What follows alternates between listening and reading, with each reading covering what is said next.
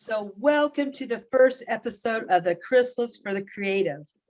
Now today is a little bit special here.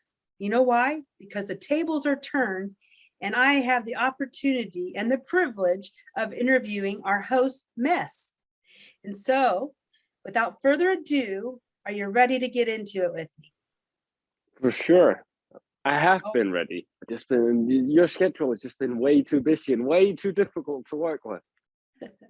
Well, things are going to change on that front. So I'm going to be available and ready to work with everybody. And this is just one of many things that I believe needs to come out. And today, what I'd like to do is to frame it for our audience that's listening, why we're here and why this is important to have Mess be the person to cue us off. And the reason is this: we are a community of content creators who gather for the purpose of sharing our gifts with the world. And how do you do that? You have to have a supportive community of support in order to do that. And so one of the things that we like to do on this platform is to really find out truly who a person is and the things they want to contribute to the world.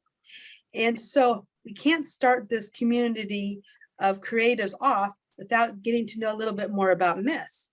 And so the first question I have for you today is, how did you become a content creator? And so I want to know, the audience wants to know. They want to know. That's a long time ago. That's a very long time ago.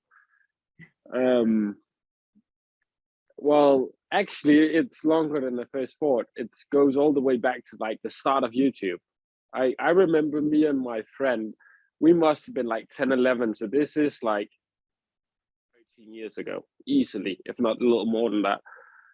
And we were just making videos while we were playing like PlayStation games and recording on our phones, like all bad videos, but all the way back there. And that was his idea. And I think from there, I took a little bit of a liking to it. I liked the whole thing of like creating, as most people do, which is why we have made this entire podcast, like for showcasing the creative and the different like ways you can go about being a creative.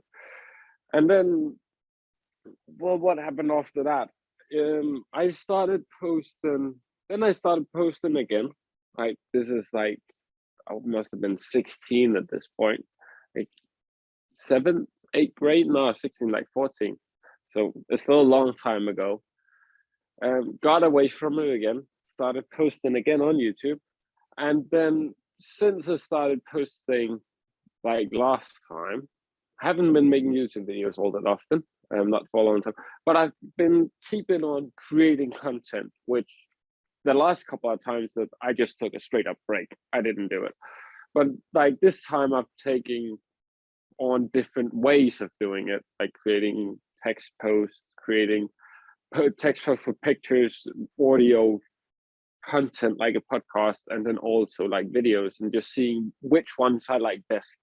And currently just videos and audio, because that's what I really enjoy in content.